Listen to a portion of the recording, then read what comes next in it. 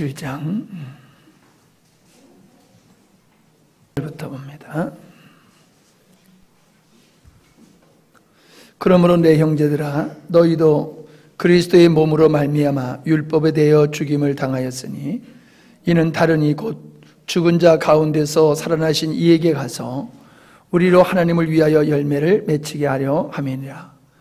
우리가 육신에 있을 때에는 율법으로 말미암는 죄의 정욕이 우리 지체 중에 역사하여 우리로 사망을 위하여 열매를 맺게 하였더니 이제는 우리가 얽매였던 것에 대하여 죽었으므로 율법에서 벗어났으니 이러므로 우리가 영의 새로운 것으로 섬길 것이요 의면에 묵은 것으로 아니할지니라. 아멘.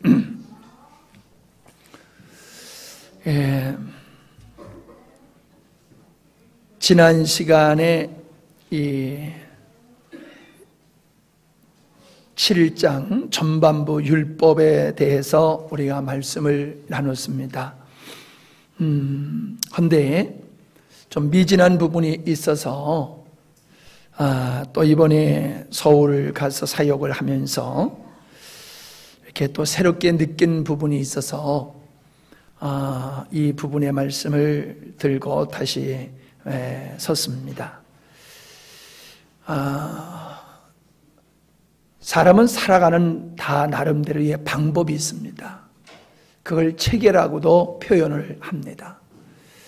안 믿는 사람은 안 믿는 사람대로 살아가는 삶의 체계가 있고, 믿는 사람은 믿는 그 믿음에 의해서 살아가는 삶의 체계가 있습니다.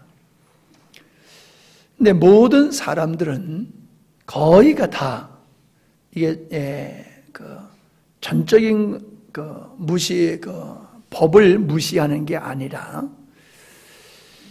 생명이신 그 주님 중심으로 살면서 또 우리가 법을 지켜야 되는 거거든요.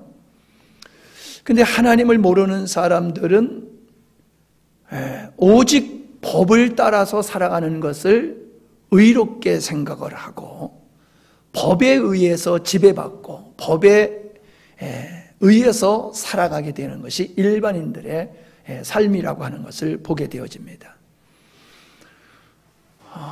신앙생활도 거의 다르지 않아요.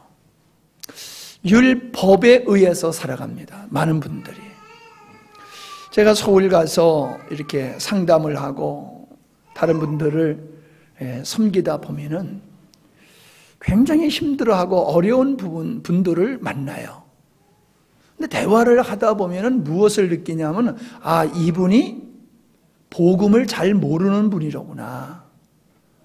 이분이 예수님이 어떤 분인지를 잘 모르는 분이로구나 라고 하는 생각이 들어요. 한두 분이 아니에요. 거의 모든 문제를 가지고 고민하는 사람은 결국 복음을 모르기 때문에 갈등과 고민을 하고 있더라라고 하는 것을 제가 발견을 했습니다. 그 말을 바꿔서 얘기하면 율법주의적 신앙생활을 하더라는 거예요. 우린 옛 언약은 예수 그리스도로 말미암아 이제 끝났고 새 언약이신 주님으로 말미암아 살아가는 삶, 혹은 달리 표현하면 성령으로 말미암아 살아가는 삶, 혹은 새 생명으로 살아가는 삶, 이것이 구원받은 성도의 삶의 체계가 되어야 되는 거거든요. 근데 예수님을 믿는데, 예수님을 믿고 구원받았다라고 하는데 삶은 율법에 근거한 어떤 규례와 규칙, 법에 의해서 살아가지, 우리 삶의 주인 되어주시고 우리를 인도하시는 목자 되신 주님, 그리고 우리의 삶의 원동력이 되어주시는 그 주님에 의해서 살아가는 이 새 생명, 새 언약 가운데 사는 걸 잘 몰라요. 모르다 보니까는 그렇게 살지를 못하고, 그러다 보니까는 문제를 안고 고민하고 힘들어하는 그런 현실에 이르게 되어지는 거지요. 어찌 보면요, 법에 의해서 살아가는 사람은 반듯해요. 규모가 있어요. 짜임새가 있어요. 그런데 이 법에 의해서 살아가는 게 아니라 생명 대신 주님으로 살아가는 사람을 보면요, 계획이 없고 규모가 없고 질서가 없는 것 같이 보여요. 그러나 이 생명 속에 우리 자연을 보면요, 자연의 그 생명 속에서 아름다운 조화를 이루듯이 우리가 문자화된 그 법에 의해서 살아갈 때는 긴장이 있고 피동적이 있고 불협화음이 생기고 많은 문제들이 발생하지만은 생명에 의해서 살아가면은 무질서한 것 같은데 질서가 있어요. 제가 필리핀에 가서 야, 이거 하나는 우리 대한민국보다 좋은 거 있다, 그거 본 게 있어요. 그게 뭐냐면 신호등이에요. 신호등인데 왜 그 한국보다 좋다고 그랬냐 하면은 거기는 빨간불이 들어오면 파란불이 들어올 때까지 이 타임이 있어요. 그래서 몇 번서부터 내려오는지 모르지만은 왜 우리 그 길 건널목 건너다 보면은 파란불이 떨어지기 위해서 이렇게 점점 떨어진다거나 숫자가 이렇게 떨어진다거나 그런 게 있잖아요. 근데 신호등에 그게 있더라는 거예요. 근데 우리는 신호등 앞에 갔으면 깝깝하잖아요. 저게 언제 신호등이 바뀌나 그러면서 그거 쳐다보면서 긴장하고 있고 준비 레디 있고 뭐 이런 마음으로 있잖아요. 근데 거기 보니까요, 신호등이 그 불이 이렇게 뭐 16, 15, 14 이런 식으로 쭉 내려와요. 그러니까 이제 조금 있으면은 파란불이 들어오겠구나. 거기 서 있는 마음이, 내 마음이 여유가 있더라고요. 예. 그래서 참 이거 하나는 우리 대한민국보다는 좋다. 제가 목사님들한테 그랬더니 다들 동의들을 하시더라고요. 그런데요, 신호등이 없는 곳에서 어떻게 되느냐? 신호등이 없는 곳에서는 더 질서가 있어요. 왜요? 자기가 질서를 지키지 아니하면은 교통사고가 일어나고 죽게 되거든요. 그건 보험이 없어요. 그냥 사고 났다고 하면 끝장나는 거래요. 옛날에 우리가 그랬잖아요. 교통사고 나면은 아주 엄청 혼이 나고 그랬잖아요. 지금 이제 보험이 있다 보니까 교통사고 나도 별 어려움을 별로 안 겪잖아요. 그러니까 이분들은 사고가 나면 절대로 안 돼요. 그러니까는 얼마나 신호등이 없는데도 질서를 잘 지키고 조화 있게 잘 빠져나가고 오고 가고 그러는지 몰라요. 거긴 신호등이라는 법이 없지만은 가슴의 법을 따라서 차량 운영을 하니까는 신호등이 없어도 복잡하지 아니하고 사고가 없이 잘 차량들이 오고 가더라는 거예요. 근데 우리는 늘 법에 의해서 살아가는 삶을 살다 보니까는 법이 없으면은 허전하고 법이 없으면 어떻게 해야 되는지를 모를 정도로 사람들이 그렇게 이상하게 돼버렸어요. 제가 목회를 이렇게 하면서 느끼는 게, 그전에는 저도 꽤 계획을 세워서 목회를 했었거든요. 1년치 계획을 세워가지고 그 계획에 의해서 1월달은 2월달은 3월달 이렇게 하고 또 원래를 해가지고 다음 달에 할 걸 준비하고 이러면서 했어요. 근데 그게 틀렸다는 얘기가 아니라 그렇게 하다 보니까 어떤 폐단이 있느냐 하면은 내가 계획 세운 것에 의해서 묶여가는 거예요. 그 계획 세웠을 때에 내가 온전히 성령의 인도하심을 받고 세웠느냐 하면 꼭 그런 게 아니거든요. 바뀌어질 수가 있는 거예요. 근데 계획을 딱 세워놓고 그 계획대로 가다 보면요, 계획이 목적이 돼버리고 계획이 주인이 돼버리는 거예요. 의도한 그 어떤 의도를 놓쳐버리고 인도하시는 그 주관자이신 하나님을 놓쳐버리고 오직 계획을 세운 것에 의해서 철저하게 그 계획대로 일을 진행하는 자체가 그냥 사역이 되어버리는 이런 부분이 있더라는 거죠. 그래서 조금 좀 미숙하더라도 주님이 인도하는 대로 살아가고 그렇게 사역하는 게 더 의미가 있고 주님이 기뻐하는 것이겠구나. 그래서 제가 그 다음서부터는 그런 계획이 없어요. 계획이 없어도 잘 살잖아요. 믿음의 생활 잘 하잖아요. 가끔 갑자기 목사님이 우양우했다가 자영자 그리고 앞으로 가 그러다가 뒤로 돌아가 그래가지고 여러분이 혼란이 오고 당황할 때가 있긴 있지만은 뭐 그래도 살만 하잖아요.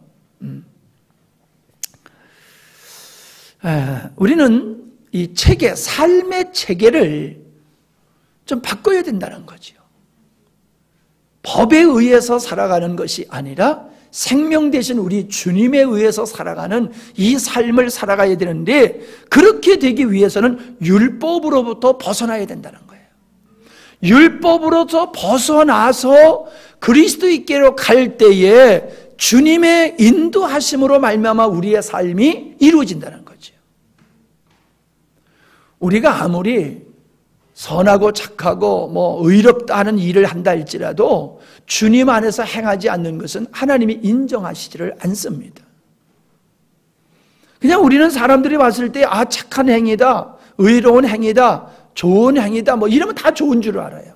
근데 반대로입니다. 주님과 상관없이 하는 건 다 악이에요. 주님을 무시해버리고 내가 하는 것들은 다 그것은 선한 것이 되지를 못합니다. 그래서 우리가 율법에서 벗어나서 그리스도께로 가고 그리스도 안에 거하며 그리스도께서 인도하는 삶을 살아가는 것이, 율법적인 삶을 살아가는 사람이 봤을 때는 규모 없고 열매가 별로 시원치 않게 보일지 모르지만은 하나님은 그래도 그거를 인정하시더라라고 하는 것을 우리가 깊이 인식을 했으면 좋겠습니다. 그렇게 될 때 우리의 삶의 체계가 자꾸 바뀌어지는 거예요. 이런 의식이 분명하지 아니하면요, 우린 자꾸 복음을 얘기하면서 삶은 율법적인 삶을 살게 되는 것을 우리가 보게 되어져요. 자, 율법을 깨라, 제가 그렇게 말씀을 드렸습니다. 율법을 깨야지 율법에서 벗어나게 되어지는 것이지요. 요한복음 13장 34절에 보면은 새 계명을 너에게 주노니 서로 사랑하라. 내가 너희를 사랑한 것 같이 너희도 서로 사랑하라. 새 계명이라는 거지요. 사실 이 새 계명이라는 것은 새 것이 아니에요. 이미 율법 안에 있었던 것이에요. 그러나 그 율법이라고 하는 것은 예수 그리스도에 대한 모형이었기 때문에 그 율법이 사랑으로 비춰지는 게 아니라 그 율법이 정죄하는 모습으로 비춰졌고 심판과 저주로 비춰졌을 뿐이에요. 우리 주님은 어떤 율법을 지켜야 되느냐는 질문하는 그 질문에 하나님을 사랑하고 이웃을 사랑하라는 말씀으로 대답을 하셨거든요. 그러니까 율법의 본질은 사랑이라고 하는 것을 우리에게 말씀하시는 거라는 거죠. 그러니까 우리가 과거에는 유대인들이 율법에 의해서 살다가 이제 율법의 근본이신 주님이 왔기 때문에 주님에 의해서 살아야 되듯이, 예수님을 몰랐을 때는 우리들이 여러 가지 법에 의해서 살던 우리들이 이제 그 법에서 자유해서 우리의 주인 되신 우리 주님에 의해서 사는 삶이 되어야 된다는 거예요. 여러분, 종의 삶을 보십시다. 종은 법을 지키는 것이 우선이 아니고 주인의 말에 순종하는 게 우선입니다. 맞지요? 종은 법을 지키는 게 중요하지 않아요. 주인이 법을 어기라고 하면은 종은 법을 어겨야 되는 겁니다. 그 법을 어겨가지고 자기가 얻어맞아도 불이익을 당해도 주인이 법을 어겨라 그러면 법을 어겨야 되는 게 종의 삶이잖아요. 그와 같다는 거지요. 우리는 그리스도에 의해서 살아가는 주님의 이젠 죄로부터 자유해서 하나님의 종된 우리들은 법이 주인이 아니라 우리 주님이 주인이라는 사실이에요. 아멘? 그 주님은 법을 만드신 분이에요. 그 주님은 법을 결코 무시하거나 그 법을 갖다가 없애지 않으세요. 소멸시키지 않으세요. 도리어 그 법을 만드신 그분은 법을 능가해서 우리를 인도하시는 분이에요. 그리고 그 법을 살아갈 수 있도록 우리를 도와주시고 우리를 이끌어주시고 세워주시는 분이에요. 그렇기 때문에 우리 스스로 법을 지키려고 하면 못 지키지만은 법을 만드시고 법을 지켜가시는 주님께로 가면은 그 주님에 의해서 우리는 법 이상을 살아갈 수 있는 것이 우리인 줄 믿습니다. 보세요, 여러분. 율법은 사람을 미워해도 정죄받지 않습니다. 죽이지만 않으면 정죄받지 않아요. 근데 생명이신 주님은 남을 미워하기만 해더라도 이미 정죄를 하시잖아요. 그러면 법인 율법이 더 큽니까? 생명이신 주님이 더 큽니까? 생명이신 주님이 더 큰 거예요. 우리는 법을 쫓아가지 말고 주님을 쫓아가야 된다고 그러니까 막 살아야 된다 이렇게 생각하는데 절대로 그렇지 않습니다. 생명은 법 이상이에요. 법을 능가해요. 법을 지배해요. 법을 다스려요. 아멘? 그래서 우리가 주님 안에, 주님께로 가서 주님 안에 거하게 되면 법을 넉넉히 이룰 뿐만 아니라 그 이상, 다시 말하면 미워하지 않을 정도, 미워하지 않는 율법에 머물러 있는 게 아니라 원수까지라도 사랑할 수 있는 것이 그게 생명을 쫓는 자의 삶이 된다는 거예요. 수준이 된다는 거예요. 법을 쫓아 사는 사람은 왜요? 미워하지 않을 정도예요. 그러나 생명을 쫓는 사람은 미워하지 않는 정도가 아니라 그 원수를 사랑하는 자리까지 나가게 된다니까요. 아멘? 예. 우리가 이것을 알면은, 이걸 이해하면은, 내가 율법에 의해서 살아가는 것이 의로운 줄 알았더니 율법보다 더 크신 율법의 주인이신 주님으로 말미암아 사는 게 더 아름다운 삶을 살아갈 수 있구나 하는 걸 깨닫게 될 줄 믿습니다. 율법을 깨라. 율법으로부터 벗어나라. 성도의 신앙생활은 법을 지키는 것이 아니라 주님을 사랑하는 것임을 믿으시기를 바랍니다. 율법주의는 법을 지키는 게 율법주의예요. 법을 지키면서 이걸 신앙생활이라고 여기는 것, 그게 율법주의예요. 그러나 생명 안에서 은혜 가운데 사는 성도의 삶이라고 하는 것은 주님을 사랑하는 겁니다. 그래서 하나님께서는 유대인들에게 너희들이 수없는 제사를 지냈지만은 나는 그걸 받지 않는다 하셨는데 왜 받지 않느냐 하면 너희들은 나를 사랑함이 없다. 입술로만 나를 섬겼지 마음으로는 나를 사랑함이 없다라고 말씀하셨거든요. 나를 사랑하지 않는다는 거예요. 바리새인들을 예수님이 책망하셨지요. 바리새인들을 예수님이 책망한 이유가 뭡니까? 동일해요. 너희들은 613가지의 율법을 지켰지만 나를 사랑함이 없다라고 말씀하셨다는 거예요. 그래서 법을 지키는 것은 가슴이 뜨겁지 않아도 할 수 있어요. 그러나 주님을 사랑하는 것은 내가 가슴이 뜨겁지 아니하면 주님을 사랑할 수가 없습니다. 아멘? 그 신앙생활은 하나님의 사랑을 받고 하나님을 사랑하는 것이 신앙생활이라는 거예요. 교회에서 충성하고 봉사하고 막 열심을 내면서도 내가 하나님 사랑하고 형제 지체들을 자매들을 사랑함이 없다라고 하면은 그거는 헛된 것이 되어지는 것이죠. 마치 가정생활에 법이 있지만은 우리는 가정생활을 법에 의해서 살아가는 것이 아니라는 겁니다. 사랑에 의해서 살아가듯이 우리는 주님에 의해서 살아가는 것이 은혜 안에서 사는 것임을 이해할 수 있기를 바랍니다. 아멘? 예. 근데 제가 오늘 조금 심혈을 기울여서 여러분에게 말씀을 드리고자 하는 것은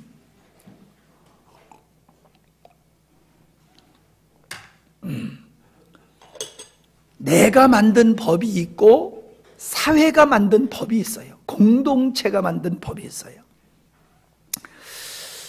예. 그러니까 도덕과 윤리라고 하는 것은요, 가치관과 사회적인 통념이라고 하는 것은 안 변하는 것 같아도 변합니다.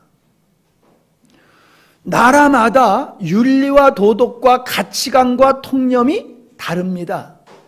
나라마다 달라요. 대한민국에서도 지역마다 다르고 가문마다 달라요. 살아가는 방식이 다르고 가치관이 달라요. 왜 결혼해가지고 서로 처음에 몇 년 동안 힘들어 합니까? 살아온 삶의 방식이 다르다는 거예요. 바꾸어 말하면 살아온 인생의 가치관이 다르다는 거예요. 그 다른 가치관에서 성장한 사람들이 하나가 되어서 살아가려고 그러니까는 부딪히는데, 성격으로 부딪힌다고 말을 하지만 사실은 가치관의 충돌입니다. 의식의 충돌입니다. 나는 우리 가정이라고 하는, 우리 민족이라고 하는 내가 속한 공동체 속에서의 통념, 가치관, 그게 법이에요. 그거에 의해서 살아갔거든요. 근데 새로운 사람을 만나보니까는 그 사람은 나와 다른 법을 가지고 있어요. 그 성격이 다르다고 하지만은 성격 차이가 문제가 아니라 가치관의 차이 때문에 그렇고, 가지고 있는 의식이 다르기 때문에 그렇고, 그런 데서 갈등이 벌어지는 것이거든요. 그러니까 내가 가지고 있는 가치관, 의식, 관념, 통념, 도덕, 윤리관, 이런 것은 절대적인 것이 아니라는 거예요. 상대적인 것이라는 거예요. 과거에 사람들이 생각했던 거하고 지금 우리가 생각하는 것은 차이가 있다라고 하는 것을 먼저 여러분이 인식해 보면은, 지금 내가 옳다고 주장하는 이 내 생각, 내 주장이 법인데 이 법이 옳지 않다는 거예요. 절대가 아니라는 거예요. 근데 사람은 자기 생각, 자기가 생각하는 어떠함을 법으로 정해놓고 그거에 의해서 살아가는 거예요. 그리고 그거에 맞추라고 주변의 사람들한테 우리가 강요를 하고, 그게 안 됐을 때는 갈등이 빚어지고 그러는 것이거든요. 성경 속에 있는 하나님이 모세를 통해서 주신 율법만 율법이 아니라, 우리는 내 스스로가 만든 율법이 있고, 그리고 사회가 만든 율법이 있다니까요. 우리 학생들 요즘 어떤지 모르겠지만 우리 때는 시간표를 스스로 많이 만들었어요. 시간표를 만들어 놓고 몇 시에 자고 몇 시에 일어나고 뭐하고 시간표를 이렇게 시계 같이 이렇게 그려놓고 그렇게 하고 그거에 맞춰서 자고 일어나려고 애를 쓰고 그랬었잖아요. 그걸 잘 지키는 사람은 아주 규모 있게 살아가요. 근데 우리가 믿음의 생활을 그런 식으로 살아가게 되어지면은 주님이 목자가 아니라 시간표가 목적이 돼버린다니까요. 내 생각이 율법이 돼버리는 거예요. 내 주관이 율법이 돼버리는 거예요. 거기서 묶여가지고 주님께로 가지를 못해요. 자기가 만든 법, 사회가 만든 통념 속에 살고 있으면 내가 의로운 자라고 생각하고 내가 제대로 산다고 생각하는 거죠. 여기 미치지 못하거나 여기서 벗어나게 되어지면은 스스로 자기를 정죄하게 되어지는 것을 우리가 보게 되어집니다. 성경을 보면요, 이해가 잘 안 되어지는 그러한 부분들이 있어요. 예를 들어서 사라가 자기 몸종을 아브라함에게 줘서 이스마엘 아들을 낳게 했어요. 라헬과 레아가 서로 시샘을 해가지고 자기의 몸종을 남편에게 줘가지고 이 남편이 자기 이름으로 아이들을 많이 낳도록 그렇게 했어요. 여러분, 지금의 우리가 가지고 있는 우리 사회적인 의식으로 이게 이해가 됩니까? 안 되는 거지요. 물론 여기에는 여러 가지 영적인 의미가 있어요. 더 놀라운 것은요, 유다가 아들이 셋이었었는데 첫째 아들이 죽었어요. 성경에 보면 악해서 죽였다고 그랬어요, 하나님이. 근데 계대법이 있거든. 계대 혼사법이 있어요. 그래서 형이 죽으면은 형의 대를 잇기 위해서 동생이 동생이 형수하고 살아가지고 형의 이름으로 아이를 낳아주는 거예요. 아이를 낳은 내 자식이 아니에요. 그 자식은 형의 자식이 되는 거예요. 요게 싫어서 둘째가 아이를 갖지 못하게 했어요. 그래서 하나님이 그걸 보시고 악하다고 그래가지고 걔도 죽여버렸어요. 그러니까는 유다가 가만히 보니까 야, 이러다 아들 셋 다 죽이겠다. 그래가지고 며느리를 친정으로 보내버렸어요. 보낸 뒤에 유다의 아내가 죽어버렸어요. 그러니까는 다말이라고 하는 이 며느리가 창녀와 같이 해가지고 술 취하여 있는 시아버지와 동침을 해가지고 아이를 낳게 되어지는 걸 보게 됩니다. 근데 성경은 그걸 의롭다라고 얘기하거든요. 말이 돼요? 그걸 의롭다고 해요. 그러니까 우리의 관점에서 보게 되어지면은, 우리 법으로 보면은 돌 맞아 죽을 사건이지만은 하나님의 관점에서 봤을 때는 의로운 것이 있을 수 있다는 거예요. 요거를 설명하려면 시간이 많이 걸리니까는 자세히 할 수는 없고요. 왜 다말이 시아버지를 속여가지고 동침하여서 아들을 낳게 했느냐 하면은, 하나님의 언약은 아담과 아브라함에게, 아담과 노아와 아브라함, 이삭 이들에게 어떤 약속을 했냐면 네 자녀가 하늘의 별과 같이 바다의 모래알과 같이 많을 것이라 그랬거든요. 이거는 우리가 잘 아는 대로 예수 그리스도를 믿음으로 구원받는 자를 얘기하지만은, 여자가 낳은 그 여자가 낳은 자로 말미암아 구원을 이룬다라고 하는 것이 창세기에서 아담이 범죄했을 때에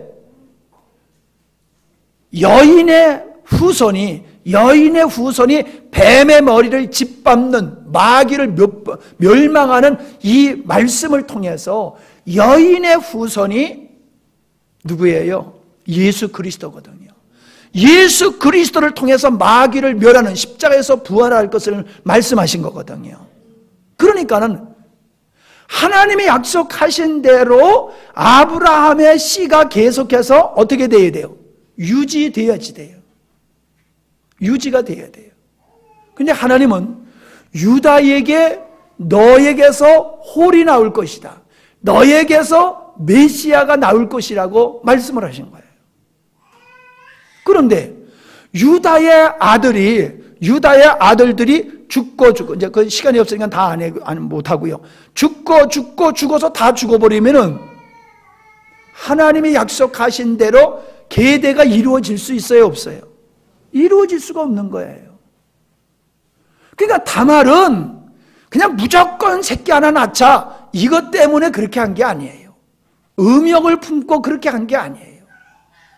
하나님이 의도하신 일, 아브라함으로부터 아담으로부터 언약하신 것이 쭉 내려와가지고 아브라함과 이삭과 야곱을 통해서 그래가지고 유다까지 내려와가지고 계대가 이루어져서 여인의 후손 중에서 메시아가 나가야 되는데, 지금 유다가 한눈을 팔고 있고, 유다가 지금 애굽의 여자를 갖다가 아내를 얻고 우상을 숭배하고 하나님을 떠나 있는 거예요.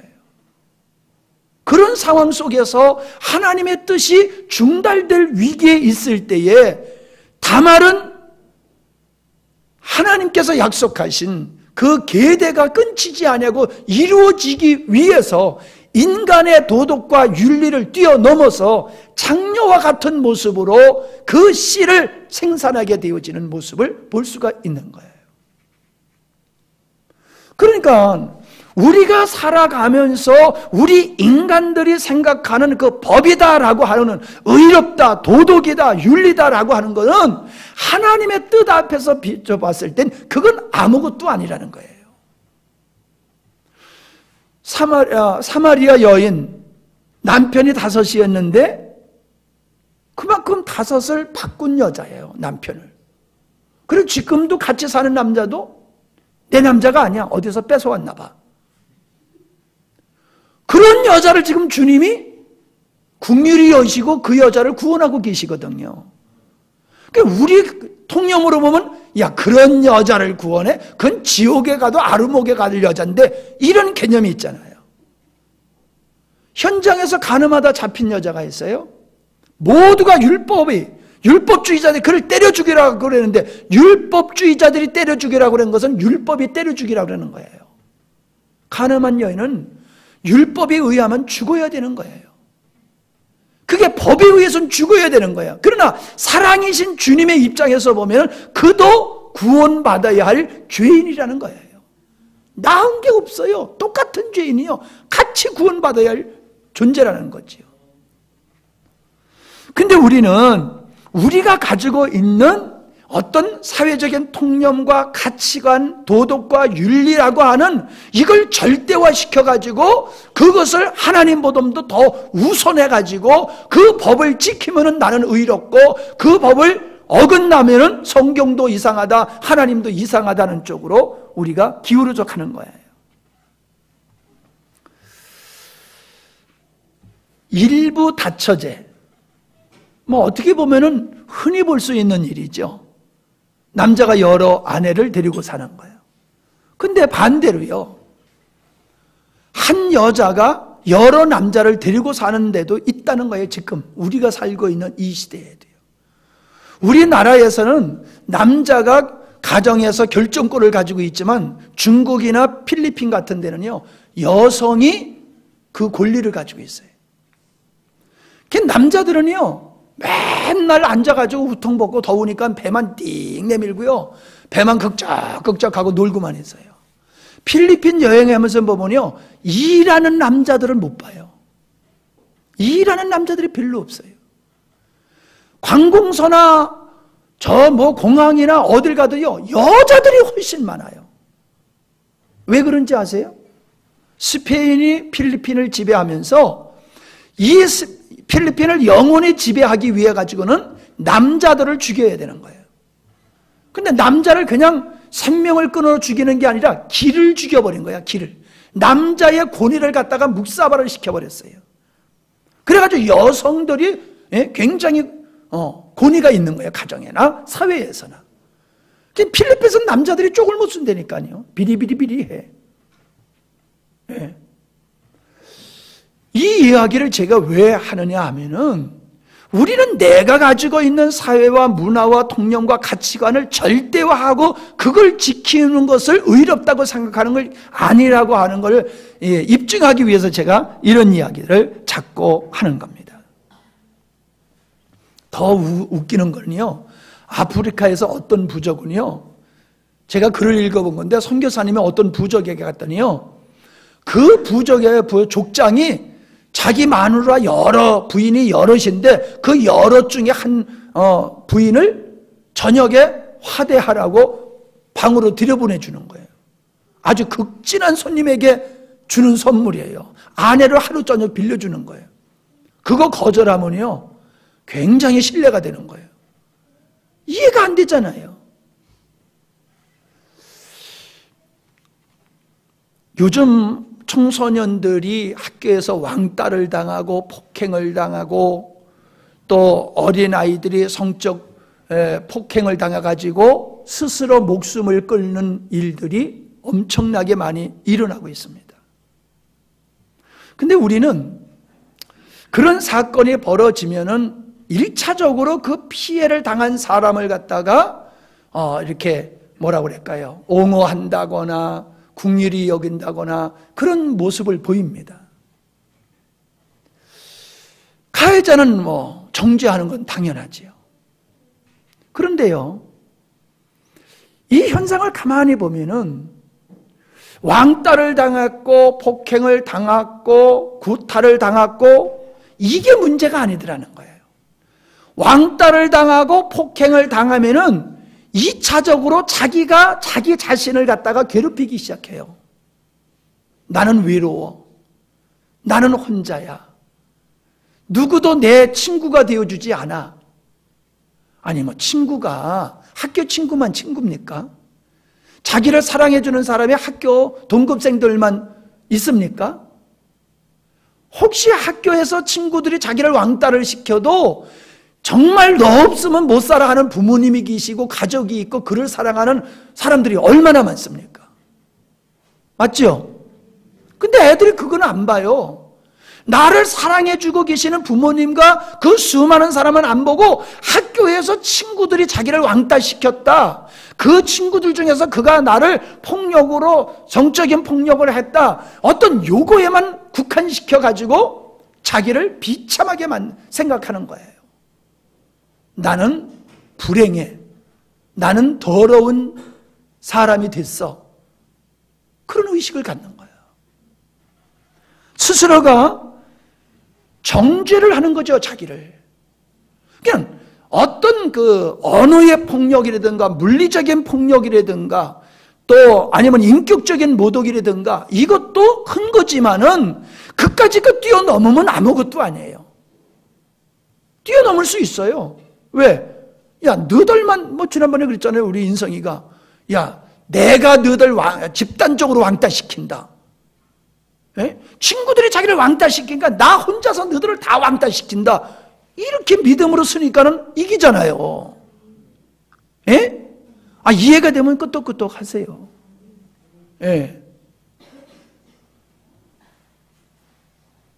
그러니까 어떤 인격적으로나 물리적으로나 환경적으로나 어떤 피해가 오면은 그 피해가 참 심각한 게 사실이에요. 예를 들어서 성폭력을 당하게 되면 뭐 성병을 옮을 수도 있고 원치 않는 아이를 가질 수도 있고 아니면 심각해가지고 또 아이를 가질 수 없는 이 불행한 일들이 벌어집니다만은 그건 좀 극단적인 예고 그래도 대부분은 그냥 그걸로 끝나는 거잖아요. 뭐 그게 뭐 옳다는 얘기를 하는 게 아니라 그런데 그는 자기가 어떤 그런 불행한 사건을 당하면 자기를 정죄하는 거예요. 너는 더러운 애야. 너는 가장 중요한 걸 너는 잃어버렸어. 나는 잃어버렸어. 그러면서 자기를 정죄함으로 말미암아 스스로 담을 쌓고 그 속에 갇혀가지고 활동을 하지 아니하고 폐인이 되어지는 이런 사람들이 있더라는 거예요. 그게 뭐예요?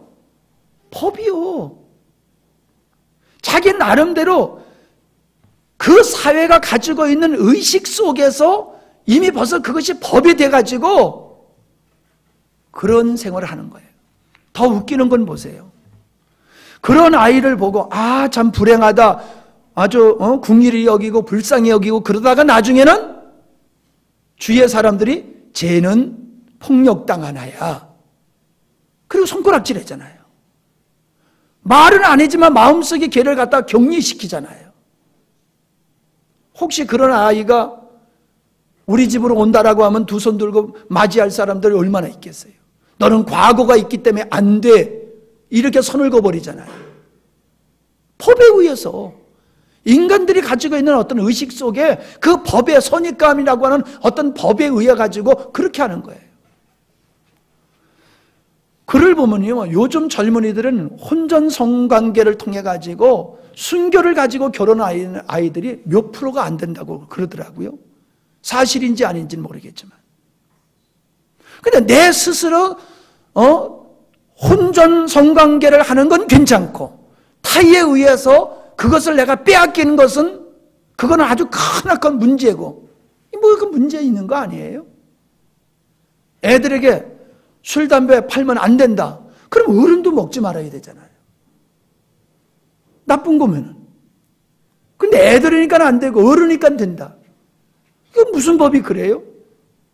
그러니까 우리가 법이라고 생각하는 것이 가만히 들여다보면 얼마나 모순투성인지 몰라요. 그러면서 그 법을 지키는 사람들은 의로운 자고 그 법을 지키지 않는 사람들은 악한 자라. 그렇게 그렇게 살아간다는 거예요. 우리가 요즘 잘 압니다마는 몇 년 전서부터 일본 대사관 앞에서 위안부 할머니들이 시위를 하지 않습니까? 오래도록 하고 있잖아요. 근데 처음에는 사설 쉬쉬쉬 했어요. 그러다가 어느 계기에 한 분에 의해서 그것을 세상에 드러남으로 말미암아 다른 분들이 다 같이 그거를 갖다가 밝힌 거예요. 나는 위안부 생활을 했던 사람이다. 끌려가가지고 난 성적 놀이개, 일본 군인들에 의해서 난 성적 놀이개를 했던 사람들이라 세상 사람들한테 다 공포를 하고 떳떳이 살아가잖아요. 그걸 정죄의식을 가지고 있으면 평생을 불행하게 스스로 갇혀 사는 거지요. 이런 의식, 통념, 가치관, 도덕, 윤리 이런 것들이 그것이 법제화한 것이 항상 의로운 것은 아니라는 거예요. 한번 생각해 보시기 바랍니다. 배신, 거짓말, 우리는 이거를 정당화시킵니다. 때에 따라서는 거짓말해도 된다. 때에 따라서는 배신할 수도 있다. 이게 우리가 가지고 있는 거예요. 그러면 정절이라고 하는 잣대를 가지고 배신과 거짓말을 바라보면은 육체의 정절만이 정절이 아니라 우리가 배신하면 그게 정절을 잃어버리는 거 아니잖아요. 거짓말을 하면 그것도 정절을 잃어버리는 거나 마찬가지잖아요. 그러니까 우리의 내가 만들고 나를 기준으로 한 것은 항상 의롭다고 생각하고 사람들은 그걸 지킴으로써 자기를 의인화시키고 살아가는 것이 사람들이에요. 그러니까 그 사람들은 법만 있으면 되는 거예요. 그런 어떤 양심, 도덕, 윤리 그런 것만 있으면 되는 거예요. 주님이 없어요. 주님께로 가지를 않는다라고 하는 겁니다. 어떤 사람은 수줍음을 많은 타는 사람이라든지 말을 잘 못하는 사람이든지 또 노래를 좀 못한다든지 좀 자기 재능이 좀 부족하다 보니까는 다른 사람 앞에 이렇게 나서는 것을 꺼리는 사람이 있어요. 대인 기피증. 아주 낮은 자존감의 사람인 것을 우리가 바라보게 됩니다. 이것도 사실 자기가 스스로 정한 그 법에 미치지 못하기 때문에 자기가 자기를 학대하고 낮은 자존감 속에서 그렇게 불행하게 살아가는 거예요. 법에 의해서 살기 때문에 그런 거예요.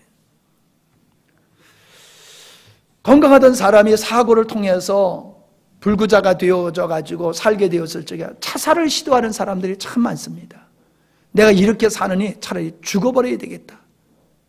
그렇게 죽으려고 시도하고 죽은 사람도 있고 거기서 정신 차려가지고 제대로 사는 사람이 있어요. 내가 신체의 어떤 일부분을 상실했다 할지라도 남아있는 게 훨씬 많잖아요. 그런데 남아있는 것보다는 다 있어야 된다라고 하는 이 어떤 개념, 이게 법이에요. 잘생겨야 되고 잘생기지 못했어도 눈, 코, 입은 다 있어야 되고 손발, 다리 다 있어야 되고 그거 없으면 살 가치가 없어, 죽어. 이게 법이라니까요. 그가 가지고 있는 법이에요.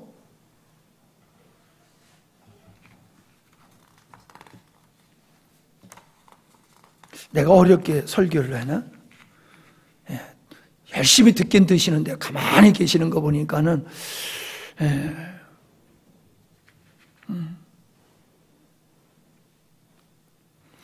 나는 우리 어머니들과 할머니들이 가정에서 얼마나 왕따를 당하고 수모를 겪고 인간 이하의 대접을 받은 것을 알고 있어요. 우리 어머니, 우리 할아버지들, 할머니들은 가정에서 가족들에 의해서 사람 대접을 못 받았어요. 그래서 방 안에서 남자들과 밥을 갖지 못하고 부뚜막에서 여자들끼리 밥을 먹어야 됐어요. 그래도 우리 어머니, 할머니들은 자살한 사람 하나도 없어요. 툭 하면 얻어 터졌잖아요. 술 먹고 들어와가지고 개 패듯이 패도 그래도 자살 안 하고 잘 살았어요. 요즘 사람들은 조금만 어찌해야 해도 그걸 못 견디는 거예요. 무조건 참고 두들겨 맞고 살라 그 얘기가 아닙니다. 그때는 법이 한 번 시집가면 그 집에 뭐가 되라? 귀신이 되라. 이게 법이야. 그때는 시집 한 번 가면 그 집 귀신이야. 어디를 친정에 돌아와. 말도 못 되지요. 그 법이요. 근데 지금은 어떤 법은 어때요?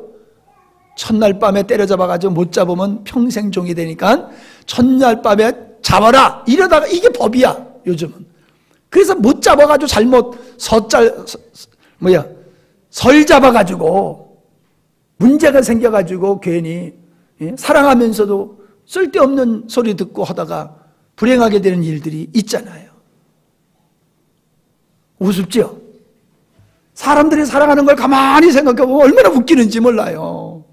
그러면서 자기는 잘 살고 있고 제대로 살고 있고 나는 이렇게 하는 게 정당하다라고 얘기하고 나는 자살하고 죽는 것도 정당하다.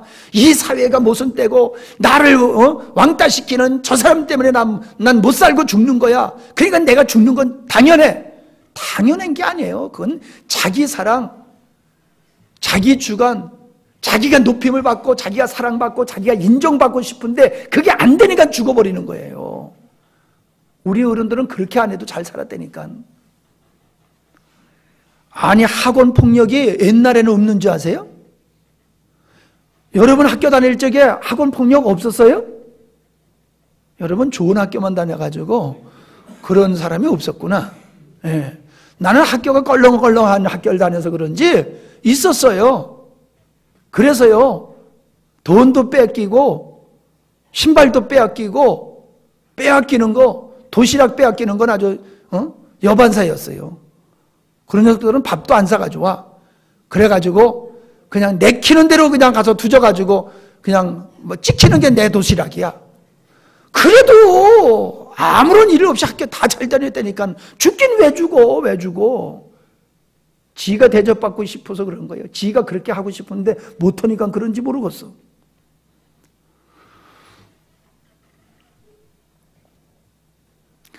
제가 오늘 가만히 생각해 보니까요, 우리 최태숙 집사님이 와가지고 잠시 점심 같이 먹으면서 이 얘기 했는데, 나는 어떤 율법이냐?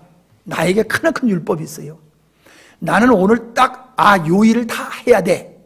그러면요, 죽어도 그 일을 다 마쳐야 돼. 그 일을 안 마치고 나면 찝찝해가지고 밤을 자도 그 일이 왔다 갔다 눈에서 왔다 갔다 해가지고 잠이 안 와. 마치고 자야지 잠이 오지.